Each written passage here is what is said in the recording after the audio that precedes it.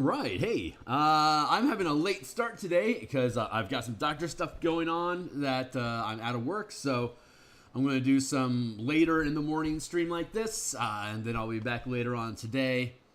It's 7:30 here now in Seattle, and I will be continuing. We'll do this for until 9:30. I have to stop, and then I'll be back around 1. And we'll do gold pieces to experience points conversion project for 5e to run mega dungeons using 5e. That's what we'll be doing later on today. That's going to be out at 1 o'clock Seattle time, which would be 4 o'clock East Coast time. So I'm currently checking my signals to see if we're live right now, and I'm going to do some cartography. Currently checking my signals to see if drop that down. We're building an Eberron adventure. For 5th edition Dungeons and Dragons that we're going to be publishing on the DMsGuild once it's completed, and so we've been building all of the assets. We're on episode insane out of. Well, I don't think I updated properly the number. Hold on, real quick. Let's see where we're at here. Yeah, episode 350. Yeah, that's accurate. So this is our 350th episode of creating content for this Eberron adventure. It has been sort of loping along. Loping, I think is a pretty good word. It's been loping along for about 2 years now, which is insane. And both Andy and Stuart Braz have been, Andy Headley. They've both been very, very patient with me. And working on other side projects as we go along the line. I am blessed and thankful for their trust in me being able to produce a good project with them. Despite the long tail that it's taken for me to do so, the entire journey has basically been here online with you guys. So you want to check out the earlier episodes, and as we wind through it, we've created a ton of maps and token assets. And meanwhile, in the background, off screen, we've been playtesting it and writing and refining and editing, and I'm pretty fucking happy with this piece. So my name is Phil Kearney. I create role-playing games, I illustrate them, and I publish them online. And I've been a DM since 1987. I've been an Eberron enthusiast since 2005. I've been a freelance illustrator since 1999, and I've been creating content for Dungeons & Dragons 5th edition on the DMsGuild since 2017, but I've never published my own adventure. And since almost all of my adventuring is in Eberron since the 2000s, it seemed fitting that this is where I would build it. The only place I can officially create and sell adventures, content, and other ideas for Eberron is on the DMsGuild, just like Keith Baker himself. There's a cool idea. It belongs on the DMsGuild, and so that's what we're doing. I love the DMsGuild. They treat me fantastic. It's a great team. It's a great platform, and I think I think more people should explore it. It's worth your time. So I'm on the X Twitter platform at Phil Kearney. If you're on the X Twitter platform as well, catch up with me here. This is where I post works in progress, when I go live, coupons, notifications of different events, offer playtesting. These are all things that we've done. I'm playtesting the martial power system. Starting at level 3 in a mega dungeon that we're talking about using the Beckme style of converting treasure into experience points. I'm very old school in that sense, so I want to bring that back, and I think it's worth people's time exploring. So we're going to be spending a couple hours today on that during my Monday night design stream, which will be a little early because doctor appointment in the middle of my days. So it frees up time for me both on the late end and the front end. So at Twitter, Phil Kearney. And then online here on YouTube, subscribe, hit the bell icon for notification when we're live in the future. Hit the more button here. You can see the entire 350 episode playlist of us creating this monster here. Join my Discord community for playtesting and early looks at and conversations, as well as direct access for Q&A about all the mechanical systems that I've developed. Here's the X Twitter platform. If you want to contribute on Patreon, I will eventually be using that platform for stock art licensing, so keep an eye out for that. And here's a bunch of books that I've made on DMsGuild. Go ahead and click on them, and they'll show you what I got. Here's the book cover. We made this around episode 40, and the lettering around 240. So right now, here's my big challenge. This is the section, page 8 through 12, 8, 9, 10, 11, and 12, is details the first part of the adventure, Region A, the Village Peace. This is the downtown square, and we have separate maps for homesteads and the surrounding communities like farmland. And then the overland map into the Carnwood, and then once you get into the Carnwood, we have the Manifest Zone. Once you get into the Manifest Zone, there's different surface level dungeon sites that you can go to, and every one of those lead underground to the underground research facility where the ritual is taking place that will empower the Manifest Zone to a point where it creates a permanent rift portal to the plane of Mabar, where undead come from, as well as Yugoloths and other sort of shadow dark creatures. They're basically tearing fabric and just peeling it open. It's like, come on out. So creatures are coming out and attacking the countryside, and this is the source. The necromancers, the emerald of the emerald flame. Not silver flame. Emerald claw. Thank you, Derp. I'll show you where that page, the factions page, is at right now. There you go. So this is the final solution. We're still working on the trim, right, and the navigation buttons down here, but we're using it as a placeholder to help create the border frame that would be around the full page spread. This is a 16 by 9 aspect ratio, which is the same that matches your phone, your tablet, my screen, most people's screens that they use. By making the document a digital it's only a digital document. It's not for print, so it's supposed to be used on a tablet behind the DM screen as your page that you can flip through, and all these little navigation buttons down here will allow you to bounce back and forth between chapters like monsters appendix, item appendix, different plot points, and alternate story information in one of the appendices. And navigating to each of the sections of the adventure, as well as going back to the table of contents. So all these little buttons will be active triggers once the document is built. So this is the solution that I came up with for having the background bleed into the text area with the image, and so I'm pretty fucking happy with this. It's graphic design enough that it's talking about, the three factions: the Emerald Claw, the Red Wolf Company, which are the mercenaries that got recruited to manage and keep the local villagers away, which are being kidnapped by the Emerald Claw to feed the ritual, unbeknownst, or at least suspected but unproven by the Red Wolf mercenaries. These mercenaries will end up being allies to you if you want them to be, or you can just kill all of them. It just depends on how you want to run the game. But if you ally with them, they don't know the sacrifices are happening. They're having people disappear too, and they just assume it's an undead threat until you show them otherwise, and they're like, well, shit. And then so that helps them justify turning on their employer. Hey, Rel. I'm gonna futz at this moon here real quick before we get back into the cartography. I've got a dentist appointment today, so I have I'm not going into work today, so I have a gap here. It gave me a chance to sleep in this morning from having fun last night, and which is the reason why I normally miss a Monday morning, is because of Sunday night, me sleeping it off.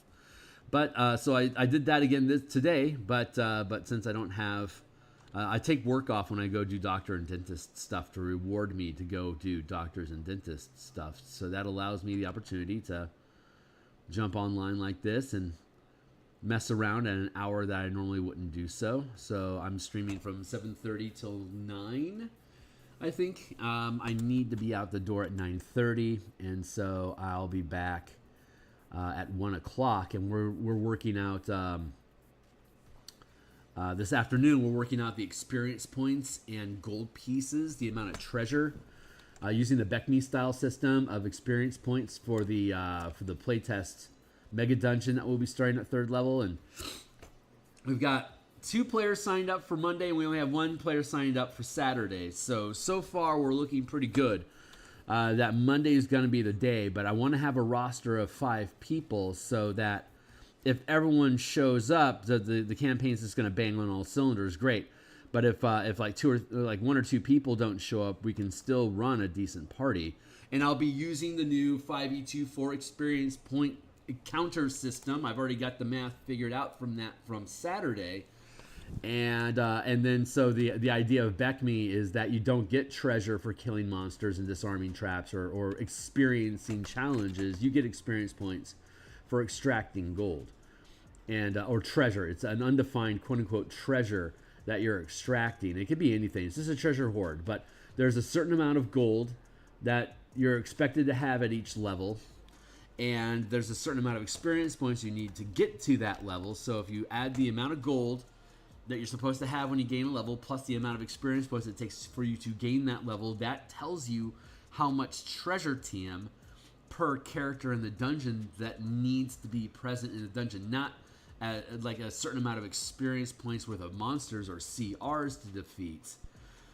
The CRs of the encounter levels and the encounter levels of monsters and traps that you face simply have to stay within the statistical curve of easy, moderate, and high difficulty for the players. But there can be any number of them because your goal is to go into the dungeon and extract the treasure that you then either convert into magic items, resources, or experience points for your team to advance their power to take on a deeper level of the dungeon, which will have higher CR threats with higher treasure payouts.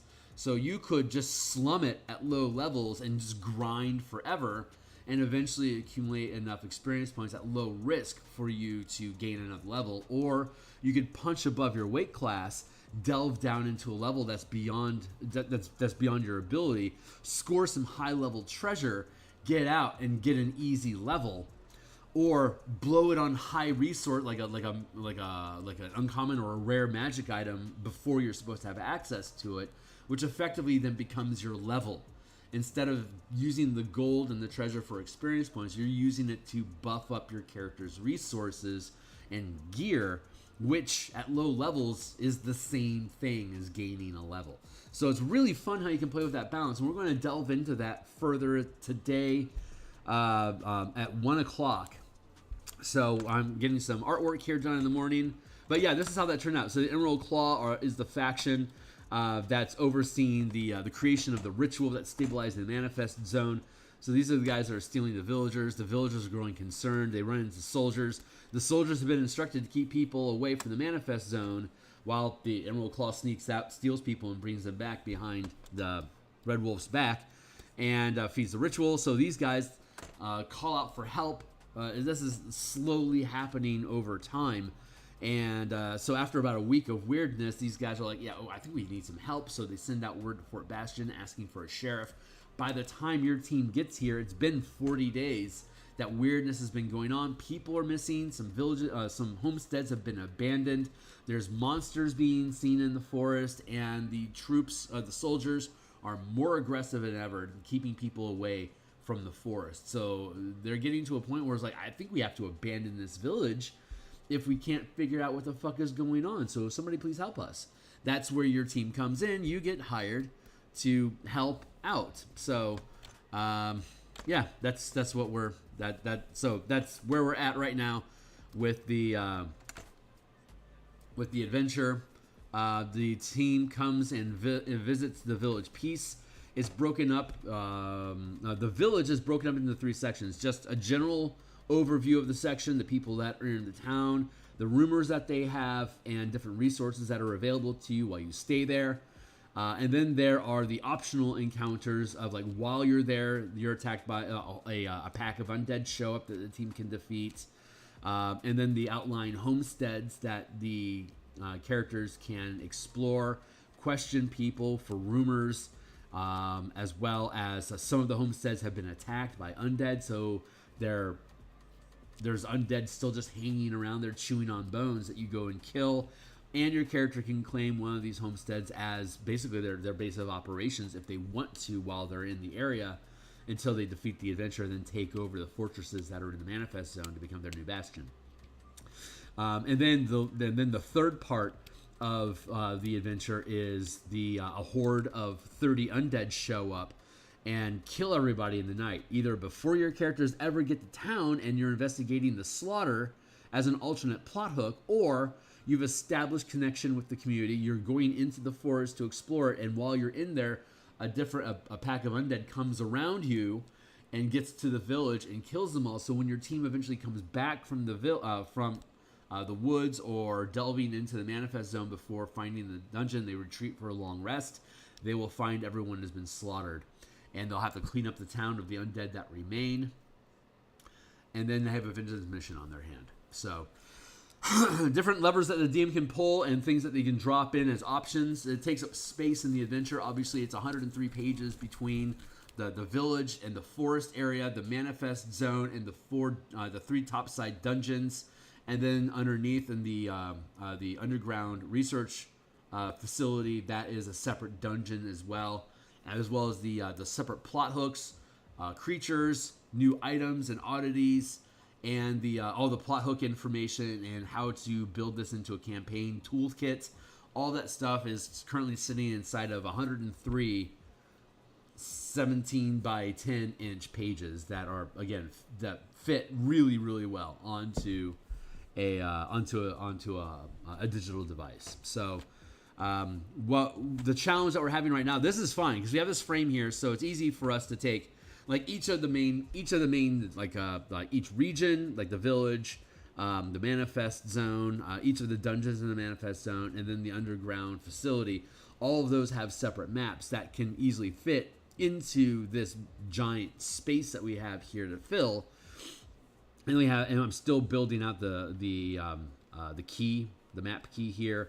We're going to be building the condition, terrain, and visibility icons that'll slide into this space here, and each of the regions that we have throughout the adventure and some of the areas have these condition bars, so that when you look at the region, you automatically know all the different types of conditions that are active inside of this chunk of space to make it easy for you as a DM to keep tabs on the narrative of the environment, as well as hazards for the team to be looking out and things that the DM can use to conceal or enhance the threat of monsters. And then we'll have just the key over here to identify what all the different features are. This is just a full page map. It's pretty easy to digest. So you get through that page and then you drop down to these lower pages, and it has each of the village entrance areas. And currently I don't have them ordered correctly because I didn't know when I built the map here exactly how I wanted to space out the numbers. But it's going to be 1, the main entrance, number 2, into the forest. So like if you know what you're doing, you can just go like that and go right back into the forest. So identify your entrance and exits right away. And then the sheriff's constabulary, and the commons house and mayor's loft. And then we have the storage warehouse, the common well, stables, and then we have the lumber mill, grain mill, and smithy. So we can have this on one page, we have this on another page, we have these 3 things on a page, and we have these 3 things on a page.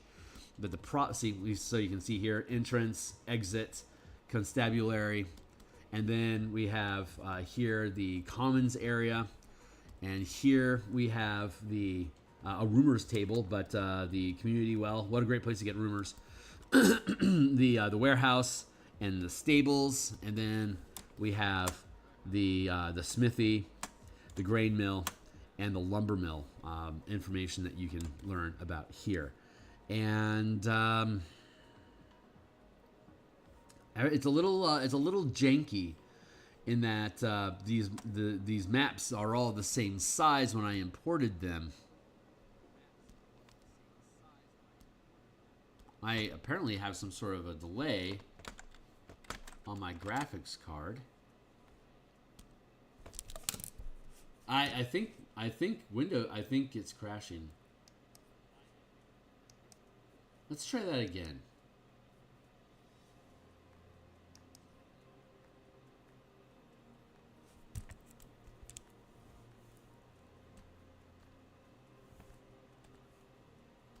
That's working okay. You can tell me, timer.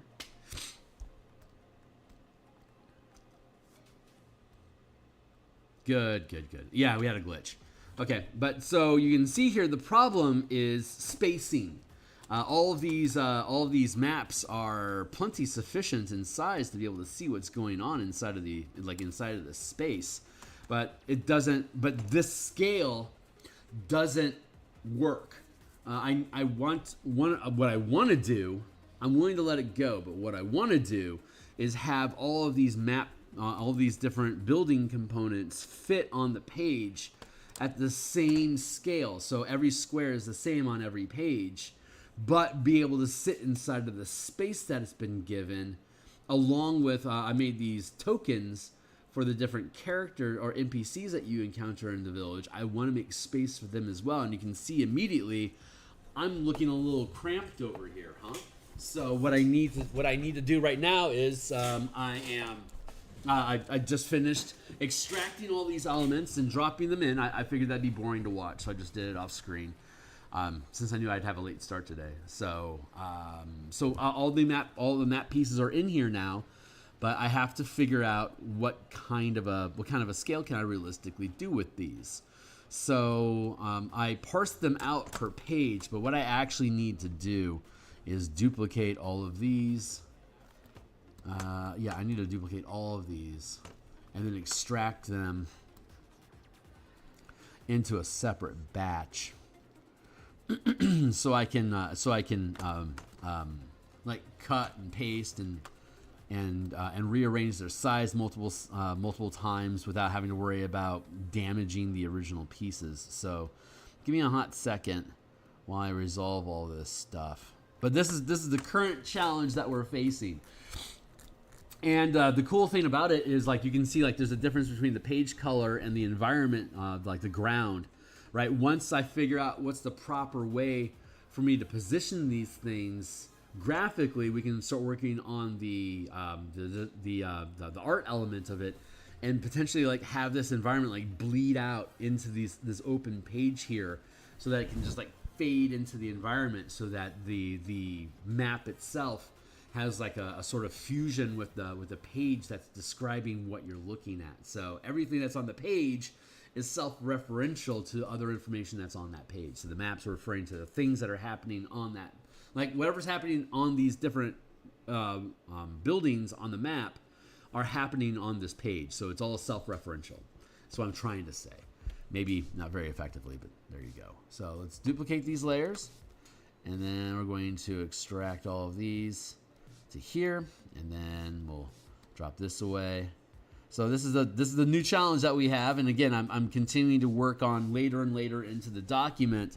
So as we get through these different design challenges here on stream, I have the next block of pages lined up for us to take on the next challenge. And when I run out of challenges to the end of the book and I have a proper path of moving forward for all of the pages that we go over, then I'm not I won't be bound to stream time working on these visual assets. You'll have the game plan, you'll see everything I'm going to be doing.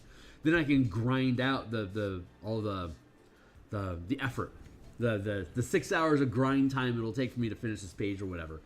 I can grind out a lot of those details off screen. So once the back, like when I'm not online, I'm working on the layouts and the text placement and like doing all of this for all the pages. There's 103 pages, and we've gotten through 27 of them so far. So not bad. We still have that's technically not true. It's actually more than that, because we already have the layouts done. Here, I'll show you. We already have the layouts and positioning done.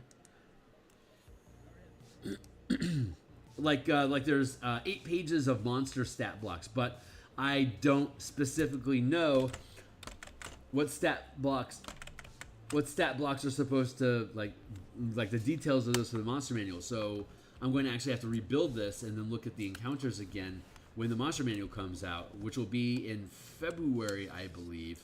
But I wasn't planning on this publishing until March.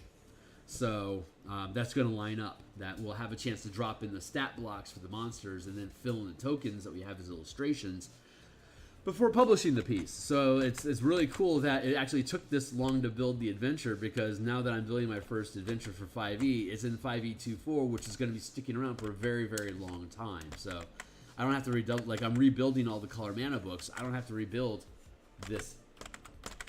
I don't have to rebuild this adventure. So hold on real quick. Let's go down to, here's the first pages. Regional map will be going here, but I'm really happy on this. We saw this earlier, the factions page. So all this space is working out really nicely. And then we're getting, here's the content that we're looking at today, and here's all the page layouts that we have established already for this stuff. And then we get to the homesteads, which here's the map of the homestead, and I need to actually build out the room description. So that's something that I'm working on off screen right now. And then here's the monsters attack, since I'm going to need about a page and a half to fill in the details, just like we're doing with the map, just like we're doing right now for the village map, where each individual area has its own little description for the rooms. Here for the homestead, we have the barn and the actual farmhouse, the outhouse, the pea patch, and the corn maze. Those are different areas that I will then have to break down here, here, and here, but it should be able to be resolved in these 3 columns.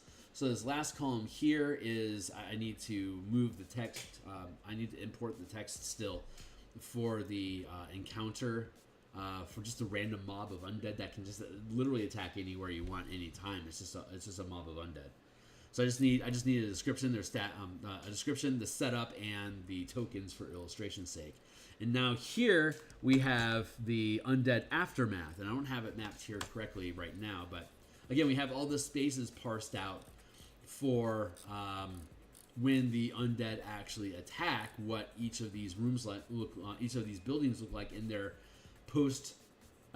post-attack gory bloody scene, and those will become separate illustrations and map spaces here for the team to parse through and fight the undead with as an actual combat encounter instead of just a social exploration encounter. Then we get into the Carnwood Forest, so leaving the village into the Carnwood on the way to the manifest zone. There's a number of one preset encounter. We're going to cross more people to make sure that the team is going the right way by saying, go that way, help us. And then the rest of it's just optional encounters for added time, and like if you take a long rest in the forest. All that stuff is all built out and ready to go. So technically, this is page 25. So technically we have through page 25, and then on the back end we have 82 to 103. So technically the pages that need addressing is 25 to 82. That's 60, 57.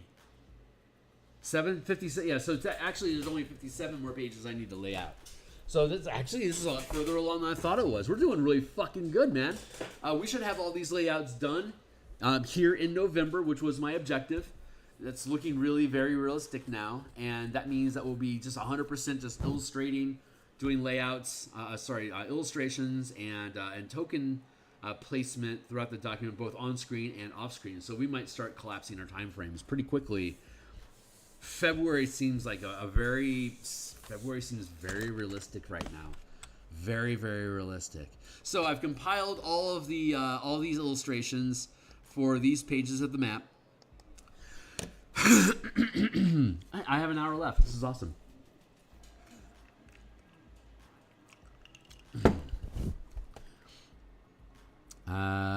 Let's see.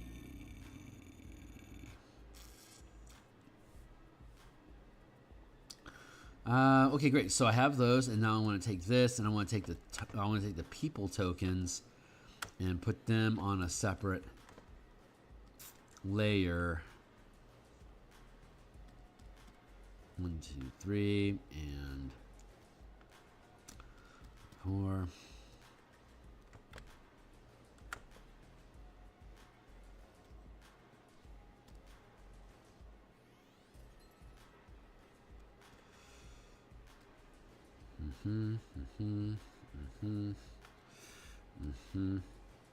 Yeah. Don't need that one. Boom, boom, boom. That goes there. Cool. Now I got all my, nope, not all of them. Here, let's grab these and boom, boom, boom, boom, boom. Grab those down to there. Thank you. Now we have all our people. So we're gonna do NPCs and buildings. We'll go areas.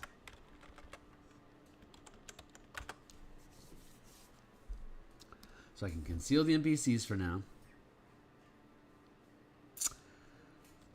Oh boy. All right. Bump, bump, bump, bump, bump. We'll do that. And bump, bump, bump, bump, bump. Clear these assets out of the way so they aren't affecting our decisions. That stays as is.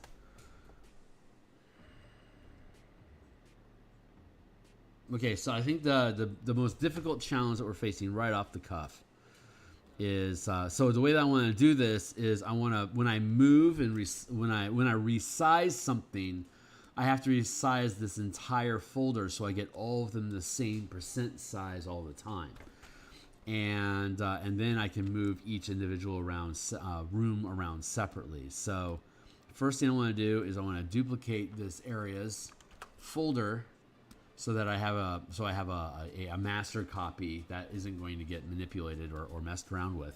But I think the first thing I can do is trim away at you know what, I don't want to erase. That's a dumb idea. I'm gonna put a layering mask over it. First thing we're gonna do is we're just gonna mask this so that we reduce its footprint as much as possible. Because I can just create floating number bubbles along the side.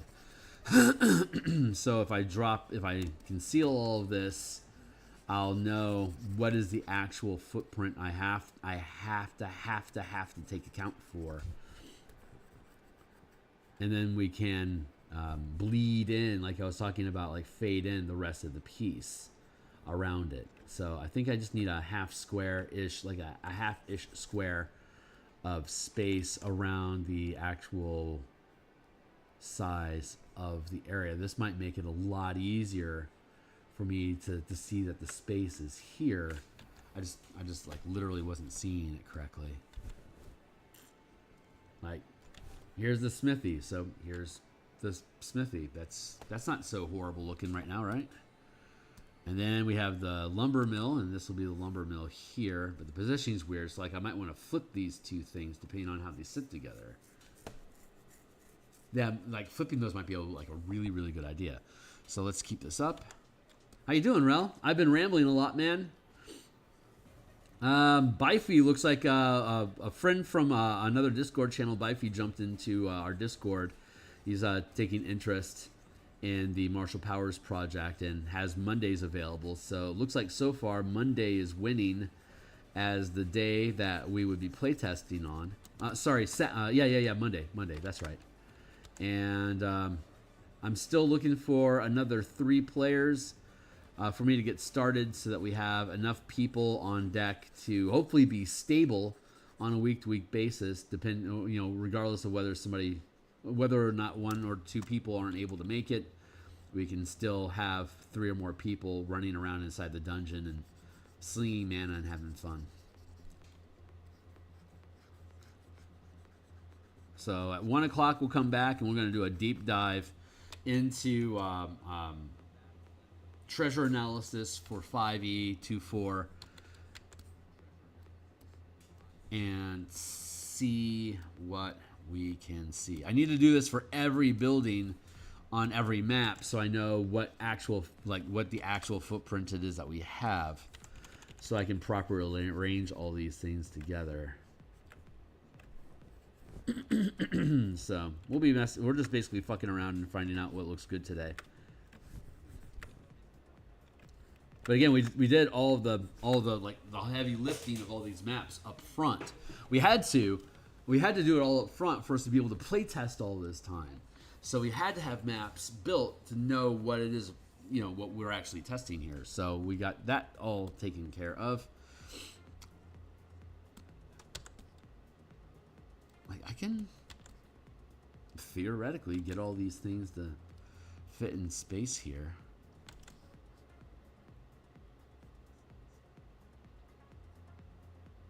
Like I could do it like that. Like there's no set rules yet. I like to keep things inside one column, but we already broke that rule right away with the full size map being 1.5 columns wide. So there are no firm rules on how these things are supposed to do. Which means like I could do this and like this. No, wait, I was trying to, yeah, like that. Like that's theoretically something we could set these things up as. Get out of here.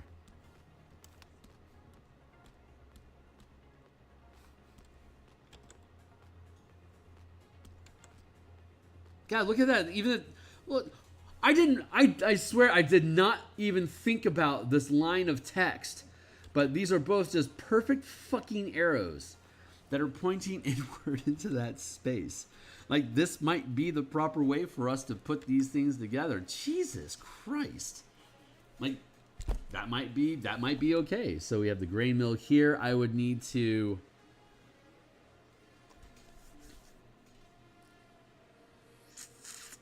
I don't know if that works or not. We'll see. But you can see there's interesting things that are here. God, that's just, it's hard to ignore that. It's really, really hard to ignore how natural that sits there. It just doesn't necessarily work with the rest of the composition. And I like this. This, well,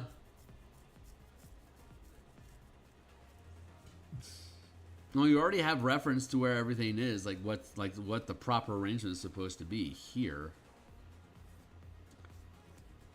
Like you can see, like here's the 3, and we're looking at it with the lid off. Hey, what's up? No, you don't owe me anything, man. I appreciate you just showing up and putting some stats on my page. Thanks a lot. You know I'm a fan.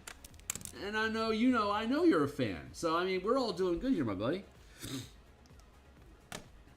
Yeah, you don't owe me shit. I'm just talking shop, and this is the mental process that I walk through. I had to shut it down and turn it back on again because it looks like it locked up on me.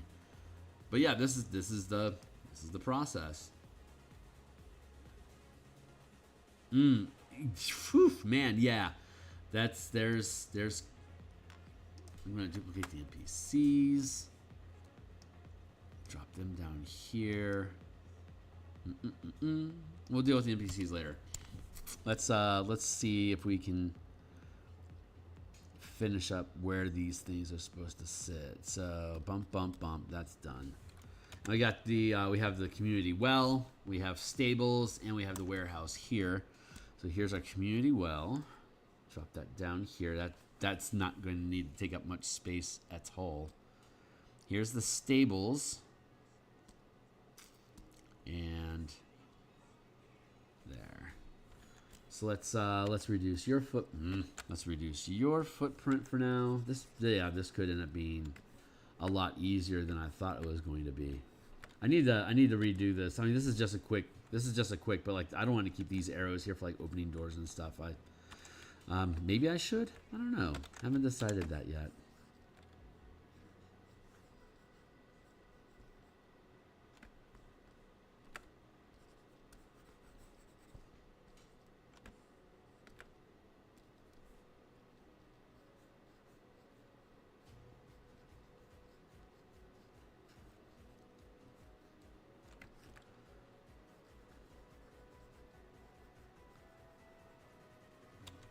See, like I could see like bleeding this into the environment like this.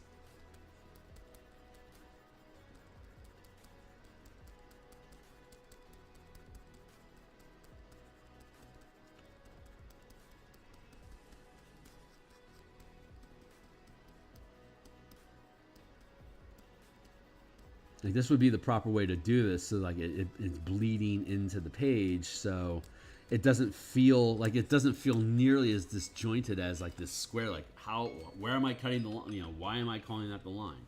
And then I can put these number circles anywhere I want.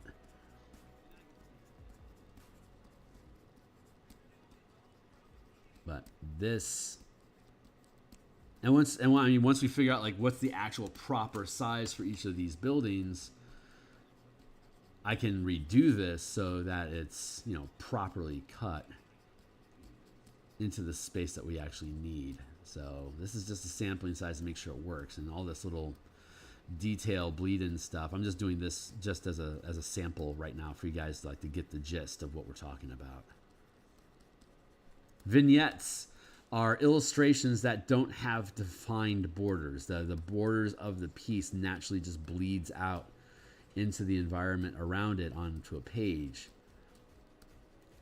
You see these with a lot of portraits, like old school portraits, and like 1700s, 1800s. But it's a good way to be able to take chunks of these things and place them where you need to without having to worry about too much. Like the context is on the main page, and when we go back here to the main page. Hold on, draw that in there. Right. So like when this is done, you can click on this building, and it'll take you to the page where this building is on, and you'll see it without its roof on. So you'll be able to navigate back and forth in the map to take you from here to the specific building and then back to here, so you can navigate around the map.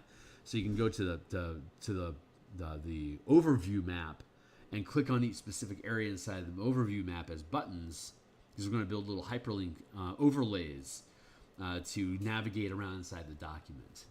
I love doing that. It's super fucking cool.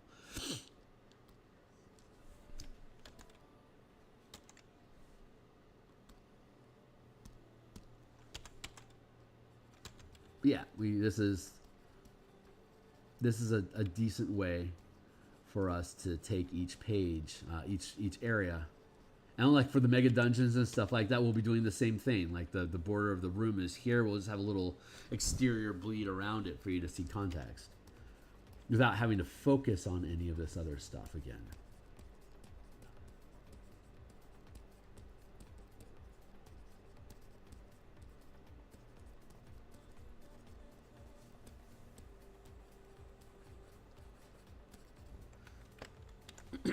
See, that doesn't look bad. I think I locked my computer up again though, so I'm gonna hit save real quick. Jesus, I think I have to. I think I have to do a very much unwanted update for Adobe. Blech. Hate updates. We'll conceal you for now. Let's go down here.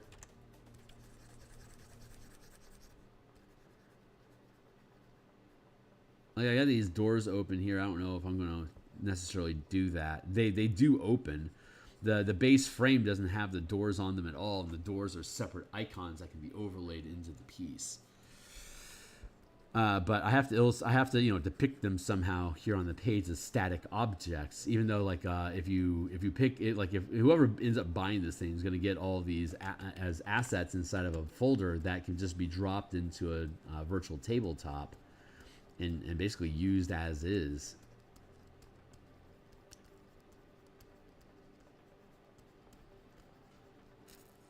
So having open doors isn't necessarily a bad idea. But again, these aren't the final pieces. This is just looking at how these things sit on the page. And I'm just doing this here as a proof of concept for arranging these buildings here on this page. And I'm using a lot of descriptive words and kind of yammering a little bit today, ain't I? Yes, I am.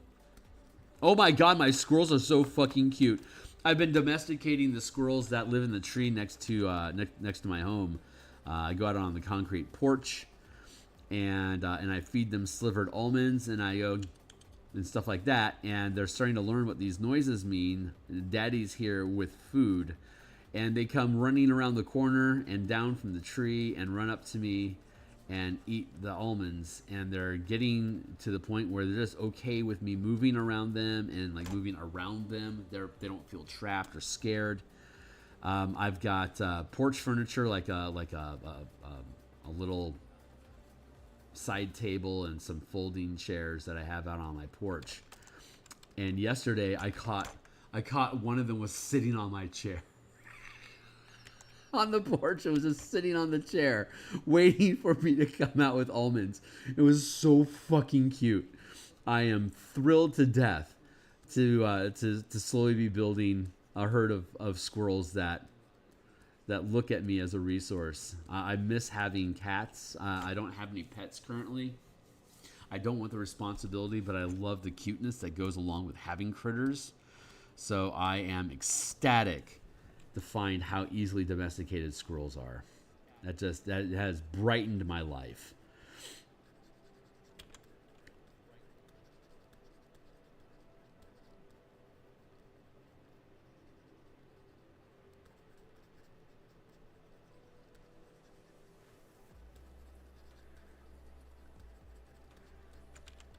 So I thought I'd share that with you. There you go.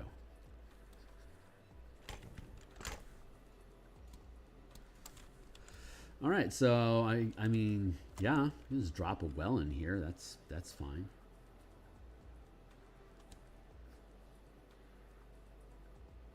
Oh, this is the wrong page. Of course it is. Get that out of the way. Open this back up. Yeah, that sits well for the well. Stables here looking good. I could probably afford to push the well up here, which is actually it's true positioning anyway. And then this might all actually work out. I'm gonna self-reflect for a moment and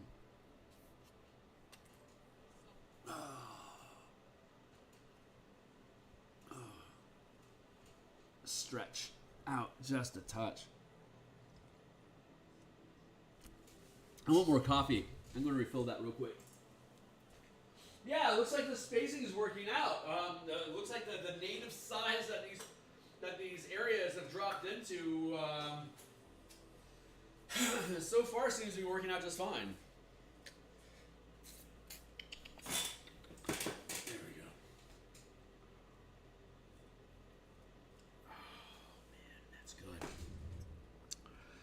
That is good.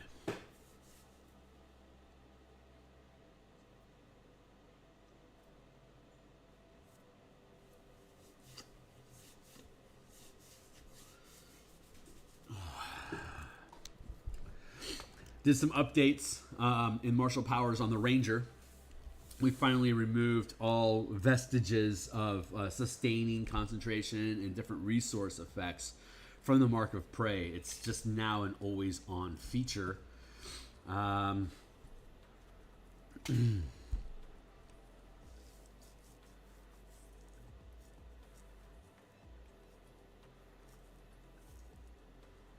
Yep. But it doesn't cause any real problems for you until higher levels.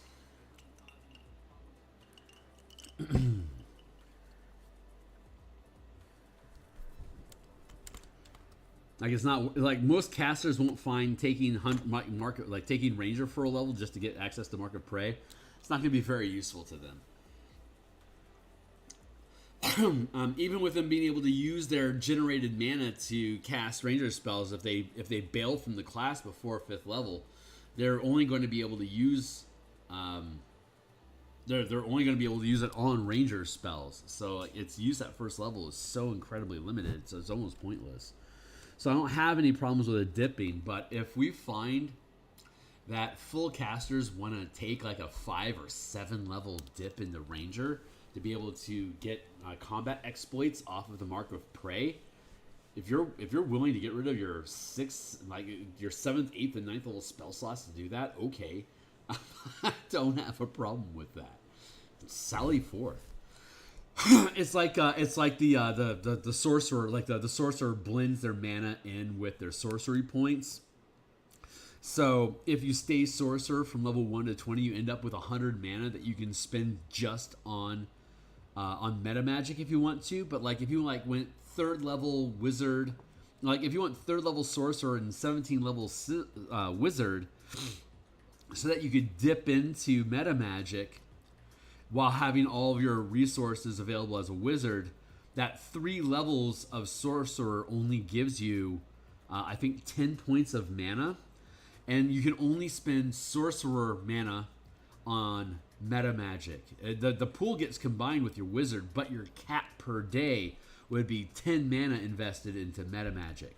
So it's like all these classes using the mana system have self-baked reinforcement of you can dip into these other classes and get a taste of it at a price off of your main class, but you can't like you can't really do paladin smite stuff unless you keep taking more levels of paladin.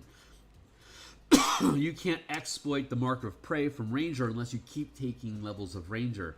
You can't exploit meta magic unless you keep taking levels. I mean, like you could take like a 3rd level sorcerer has like 7 spells that they could make all meta magic.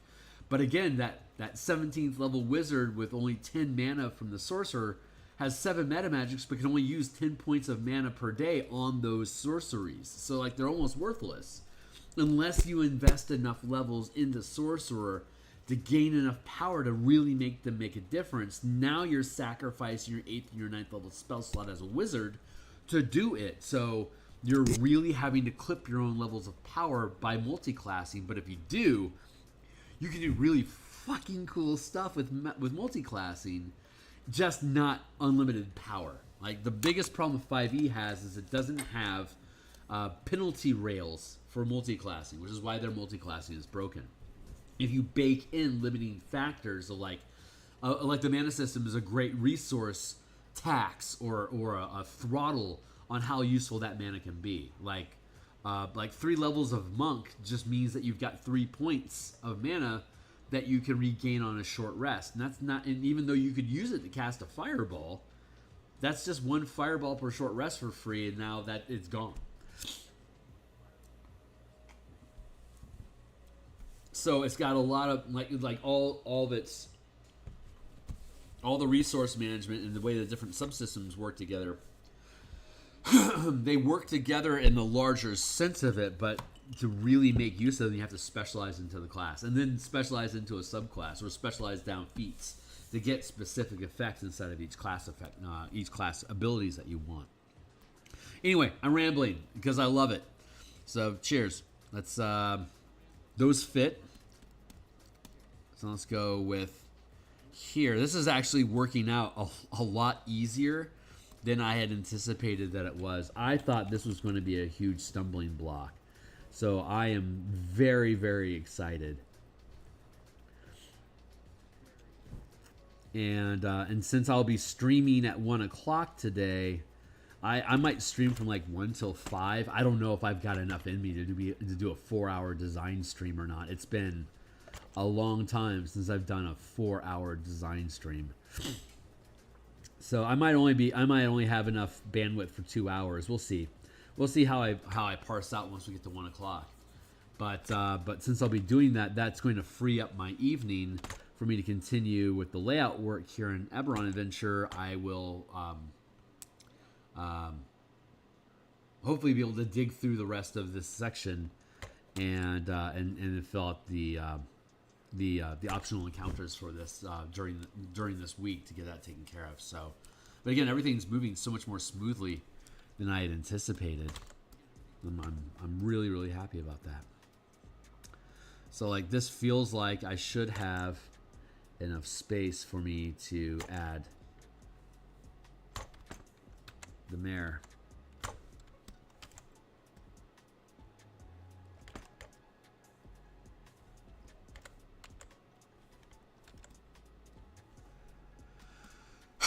Let's put that there and there and there and there and there and there and burp here.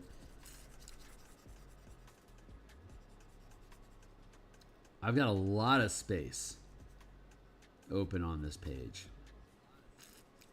A lot of open space.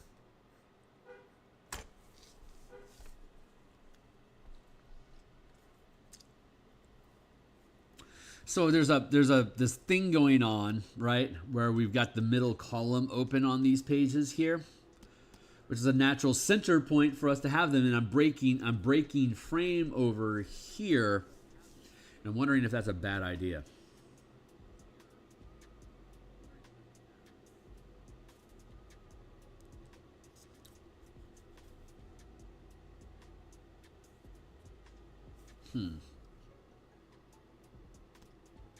Like I could move this. I could move this column over here, or I could even move.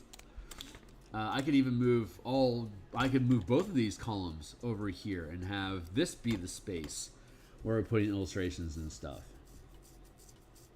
The flow of information is wrong though. So area 1, 2, and then the sheriff constabulary is area 3 needs to come in later. So like if I were to, like I could do this and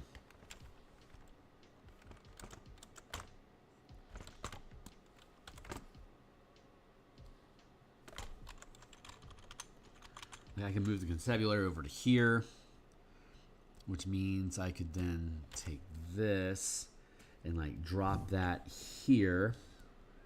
So you have some open space down here.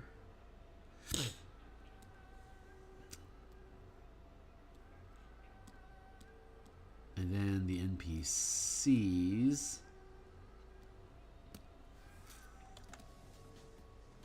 Like, look how big the sheriff is in comparison to everyone else. And then we have Jalen, who's also bigger. And then we have all these minor NPCs that are, you know, just like hutting around. Hold on. I need to cut off your legs, kind sir. I appreciate your sacrifice to us. It will be mostly unnoticed.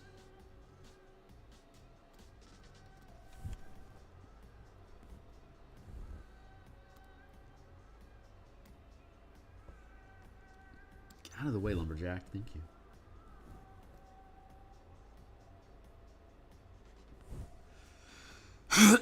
Something like that. Bop, bop, bop.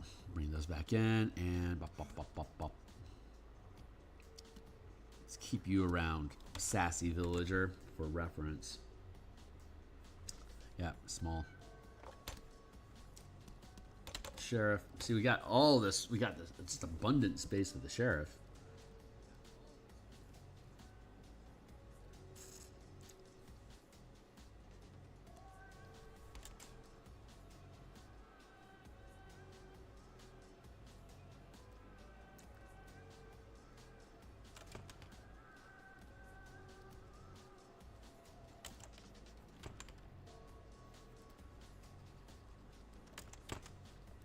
You can do like this.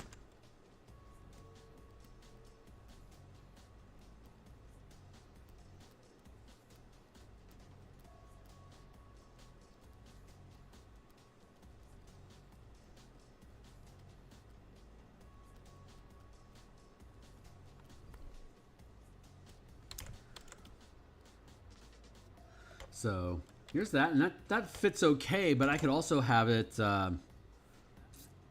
like I could have it fill a space like this. It has a resolution and level of detail that I can afford to have it fill this size of a space. But that's like a little overwhelming. So I don't think I want to. But I could see it like maybe a bit bigger, like maybe that big.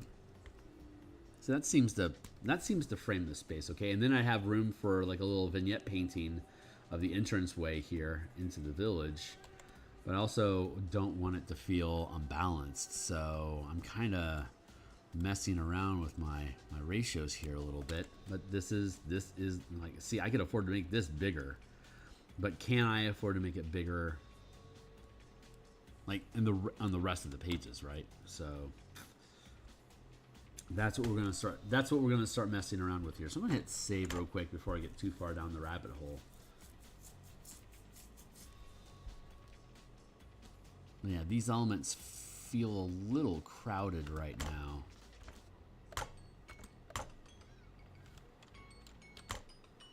Thank you, Timely Timer. It's like I can scooch these over to center up the space, but if I do that, I'm going to want to make them bigger, right? Blah, blah, blah, bigger. Like that-ish.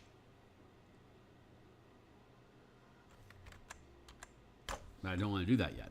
So there's that. So let's conceal this and pop Jalen out. Like this is about the right size for Jalen compared to Orbelt.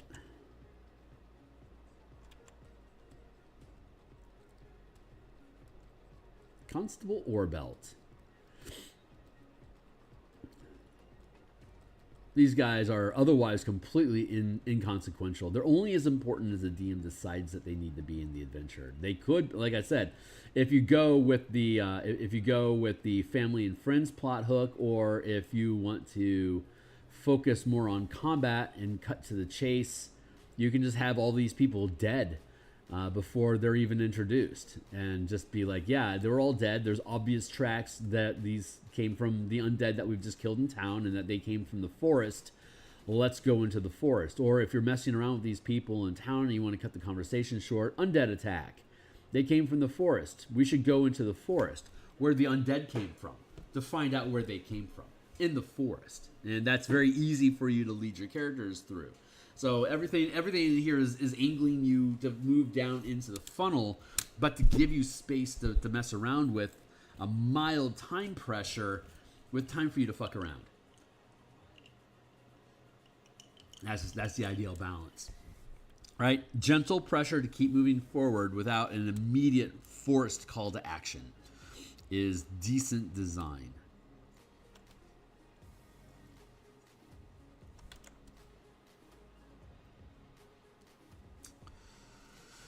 So we're going to run out of some generosity here really freaking fast. Let's drop that out of the way and see. There's a lot of text going on inside of this page. And I probably need to cut that down a bit, to be honest. Like this would be I think would be ideal placement. Like this, and then this piece here. Like in like this. It's like I would trim off Jalen's tunic here. Sort of just bleed and kind of like bleed in like that a little bit.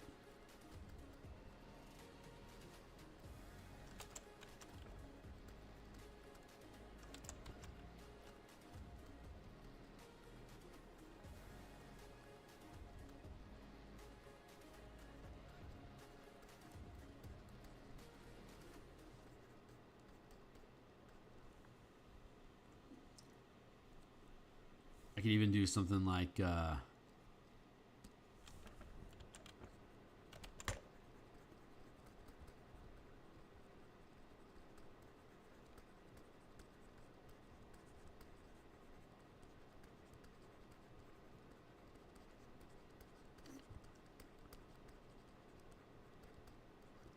like have these things kind of like mesh together.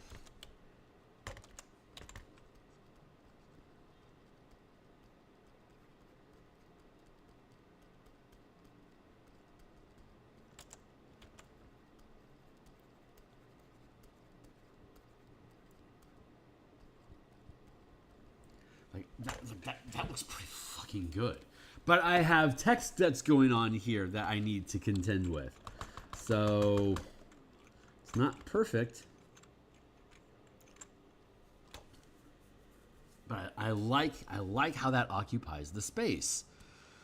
So like how much do I need to respect this? Like I would need to make this stuff smaller while the constabulary can afford to be bigger. So stop it. Thank you. Here. Like I can get this, like if I could get this to sit in this space here, like I can push this text over.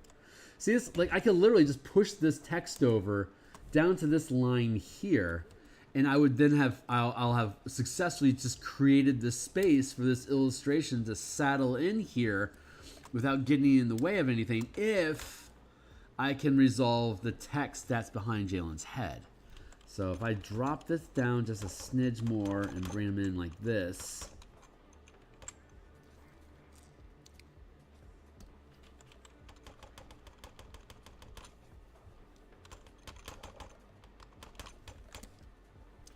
so yeah, I can pull this aside a little bit and drop that down there. That gives me the space. I think this is going to probably be the most challenging piece to place. But look at that. We're if I can do something, like if I can get this text here, if I can get that down to occupying a space like this, I could get away with it. But that means I have to trim the sentences here. So this is where this is one of the things I'm dealing with, is that as I'm dropping the illustrations in, we didn't have a word count for each area that would occupy a space on the page.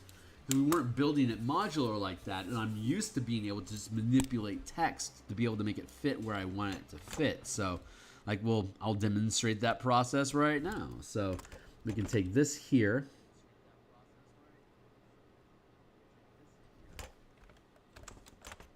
like that, and then take this here.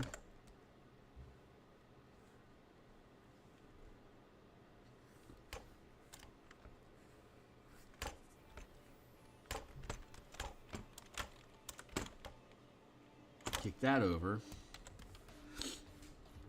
Take the text here, line up the letters so they overlap one another properly.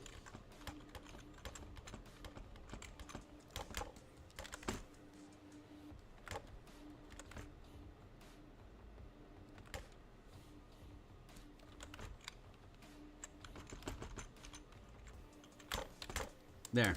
See? Sculpted. And now we have this hole here. So I can take these things and merge those down. And I can take Jalen and drop that down a smidge and leave that space open. And that's like that I like that. That's kind of cool. And if I let's see, go there, and I'm digging all this. Yeah, we can just fill out the space to there. I can expand the vignette so it spills out a little bit more, just to create a little bit more atmosphere.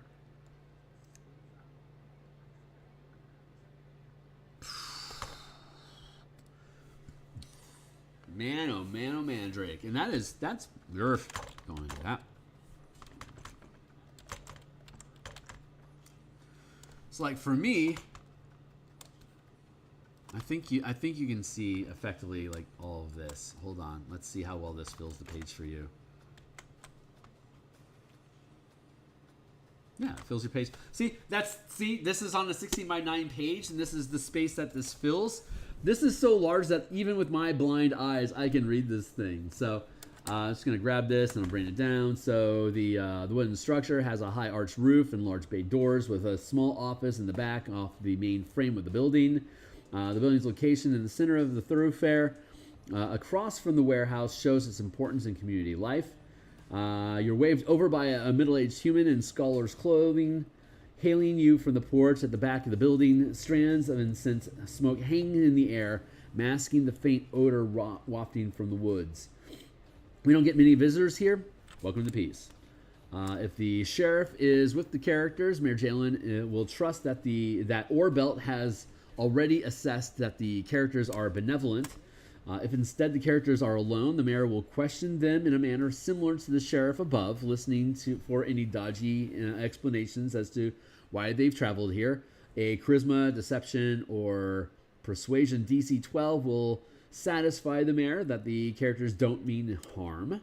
Once Jalen is confident the characters are there to help, they can ask any questions about recent events in the area. Refer to the Village Journal sidebar to the right for a timeline of unusual activity. The mayor has been documenting over the past month in the area. Once the characters have absorbed the information shared by I've changed the language on this already, but because the once that's redundant. But after, I think I just reworded to after the characters have absorbed the information shared by the mayor, they're free to ask around the village about events. They find that the villagers are unanimous in believing trouble points towards the forest as detailed throughout the village below. Jalen encourages the deputized heroes to journey into the woods in the morning after taking a long rest to confront the soldiers patrolling the Carnwood, and invites them to use the Commons Hall as a base of operation while they're in the area. If the characters accept Jalen's invitation, the village can be attacked at any time before the characters finish taking a long rest, as detailed in optional encounter number 2, Undead Attack, below. And you can't see me on screen currently. There, below. And then here is the actual village journal entry. The book is heavily aged and worn, smudged pages throughout the binding, detail increasing numbers of homesteads in the community since the end of the last war, including records of lumber and grain traded for miscellaneous supplies over the past couple of years as the settlement developed. The last entry was 3 days ago. A character that studies the book for 1 day can make an intelligence history check. A result of 10 or higher confirms the village can sustain a modest lifestyle if all current homesteads remain productive. If studied for 1 week, you can make another intelligence history check. A result of 16 or higher reveals efficiencies that can sustain a comfortable lifestyle for the current villagers and can afford to accommodate additional families. That's setting up the Dominion style of play, that if your character is successful here and if interested, you can then take governance over this area and use the forts that you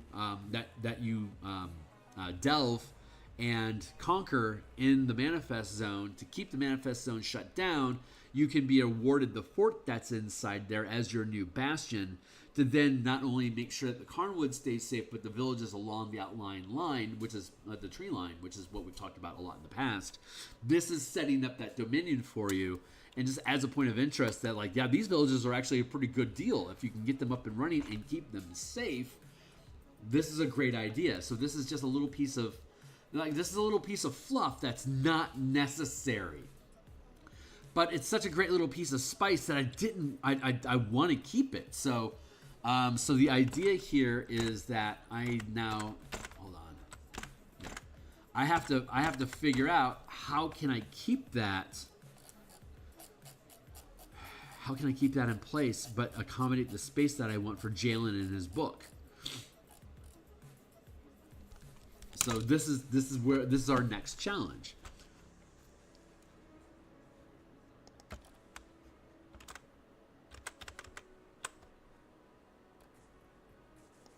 We drop Jalen back in. Like, this sits really nicely. Here is the journal that we're referring to, right? It's like, this is this is. I fucking love this. This is exactly how I wanted it to be built. Like, this was the dream. So being able to work this into the canvas overall as just part of a vignette piece, showing that, like, this is just an overlay of information over the environment that we're in with the characters, but I need to figure out what I can do to parse this down. So I basically have my space that I have is basically the bottom of this paragraph.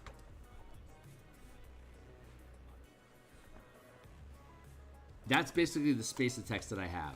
So from where it says days here, there. So that basically means I need to be able to fit this block of text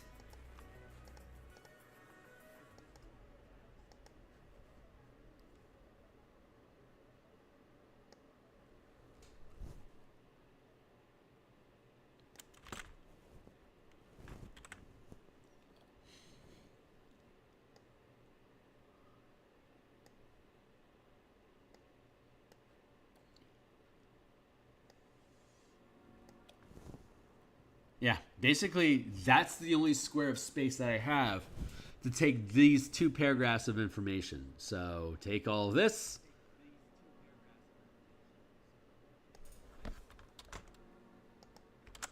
Drop it into there. Got it.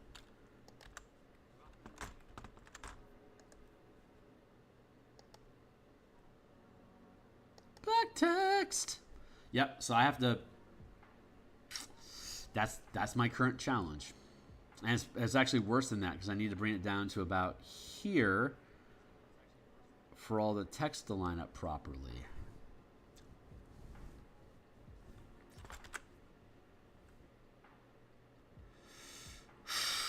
God, I don't want to lose that information. A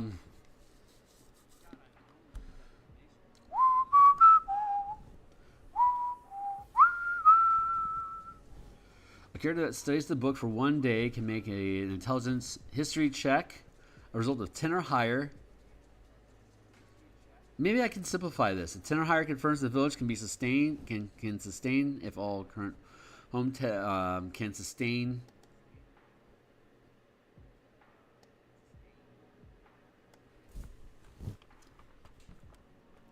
Confirms the village can sustain a modest lifestyle for the current population.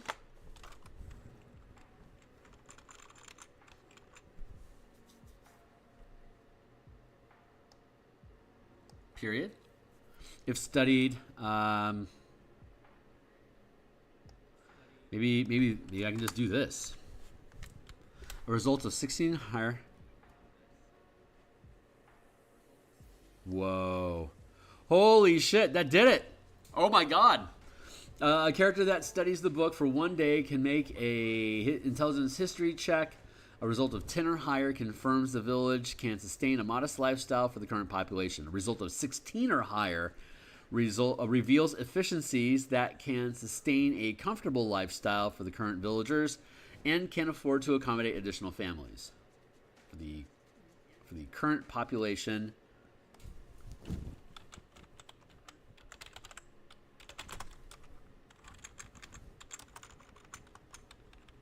with and can afford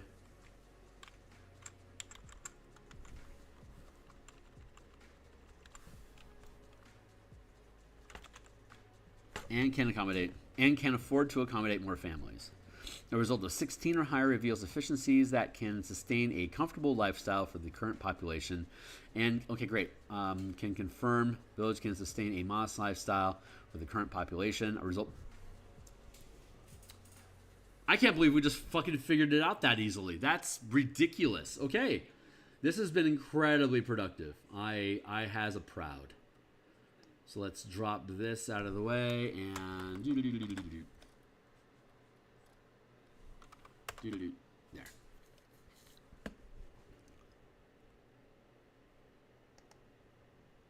There. And now we can go back into here.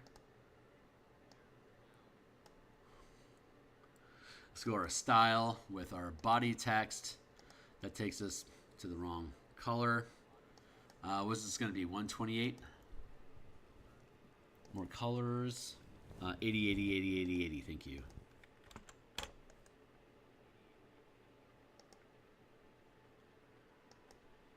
All of the colors.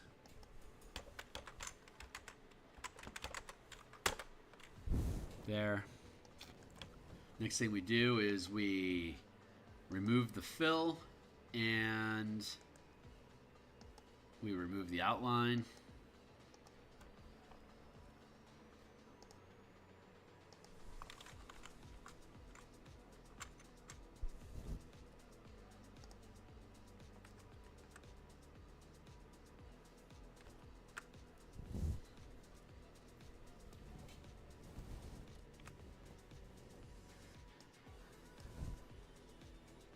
There. That the characters don't mean any harm. They refer to the. No, can't get away with that.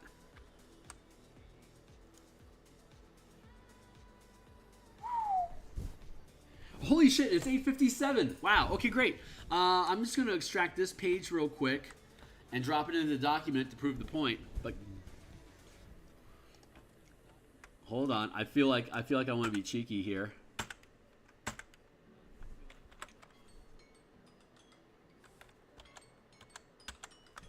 Nah.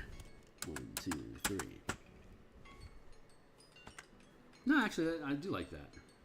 Cool. Turn that off. Hit save. That lines up. Off just a touch. There.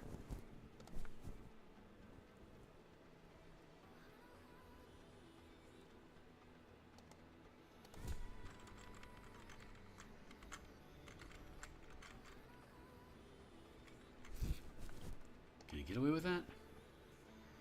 Too high.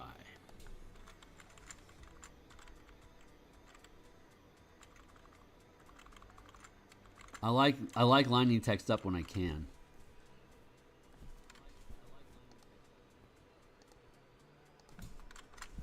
All right, I gotta hurry. What page is this? Page 10? Cool. Let's extract this page. Grab the microphone here so you can hear me. Let's extract this page.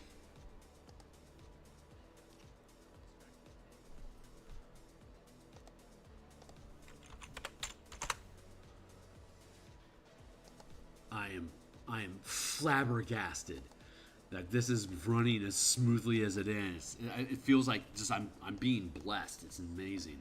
Let's open that page. Thank you. Let's drop that out of the way. Let's go back here into the document. Let's go down here to where we're actually at. Let's file, open.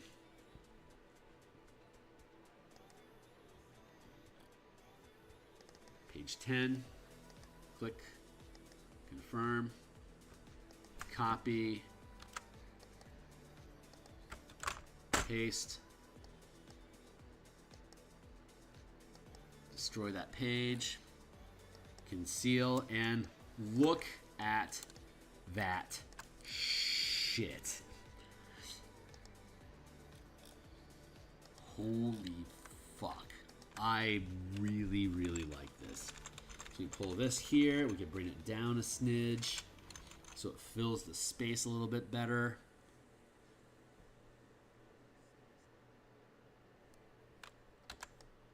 There, see?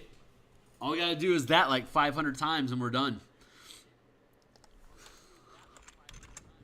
I am patting myself quite profusely on the back. I'm very, very happy with just discovering how much easier this process is going to be than I thought it was going to be. This is fucking awesome.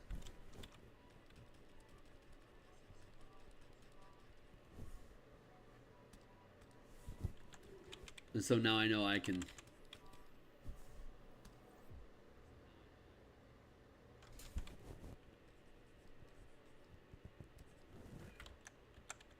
Just like when I do this, I want to have a larger bleed so I can push this out into the space so I can help frame, around here, right? What's going on? Anyway, we'll figure that out. But that's not where we're at right now. So I'm going to go ahead and kick for now. I'm going to go off and do my business. I'll be back at 1 o'clock here in Seattle, which will be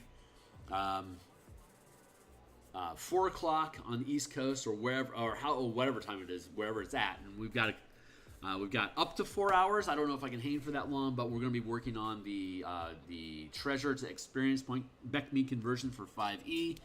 And if we're successful with that conversion project, we're going to start looking at doing some random dungeons as examples of accumulated wealth and what to expect to see if the dungeon system, random generating website, is synchronizing with the experience and challenge ratings that we need now. So that's it for now, guys. I am ecstatic about how everything's working out for us. And I can afford to push that text up a little bit. But I'll worry about that later. I got to go. So I will see you guys later. Rel, thanks a lot for hanging out with me. Everyone else that's here in the future, I stream art in the morning like this, Monday through Friday. And I do game design on Tuesdays and Friday lunches, Mondays and Thursday nights, and Saturday days. It's looking like we're probably going to be doing some playtesting on Mondays in another week or so. I'll be doing, instead of Monday nights, I'll be doing Monday lunchtimes when that happens. So, yep. See you guys later. Cheerio.